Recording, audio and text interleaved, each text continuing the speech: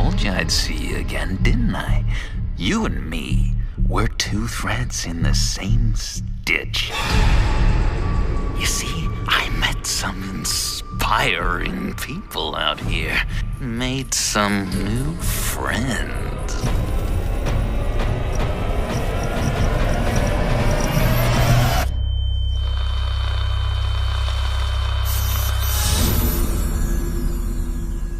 We are going to have so much fun.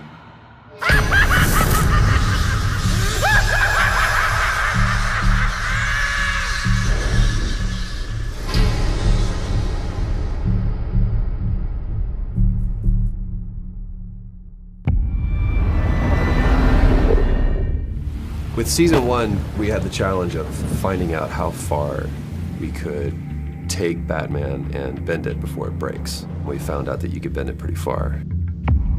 The thing that's a lot different for us is that we do a lot of gameplay as Bruce Wayne, which most games are very focused on Batman. In our game, you play both as Bruce and as Batman, so both sides of the identity. Season 1 was a story about you as Bruce Wayne, seeing everything around you kind of understood to make you up kind of all fall apart. The whole Batman mythos is all about Bruce Wayne having his parents sacrifice themselves for him at a young age. And our story is about Bruce finding out that his father was actually corrupt. His family wasn't what he thought it was. He's finding out that his company could be taken away from him. The people he cares most about are in danger. His heroes have now really become the people that he now fights. There's a great quote by Harryhausen. The best monster is one you can imagine in repose. In season 1, we got a chance to set up some of the villains that people are the most familiar with. But in The Enemy Within, we get to see those villains, those monsters in repose.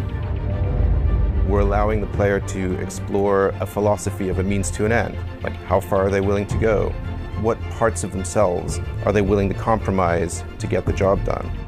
Bruce is going to have to realize that the only way to take down some of these villains is to get closer to them. I think as we've seen in the teaser trailer, the biggest new threat is the appearance of the Riddler. Obviously, John Doe makes an appearance. We talk about John Doe internally as the proto-Joker.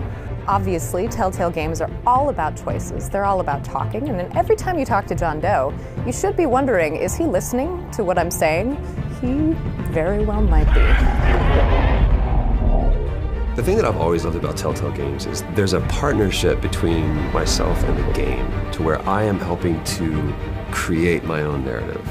The stakes have never been higher than it does with a Batman game because now I'm creating my own Batman. The sandbox goes from here to here.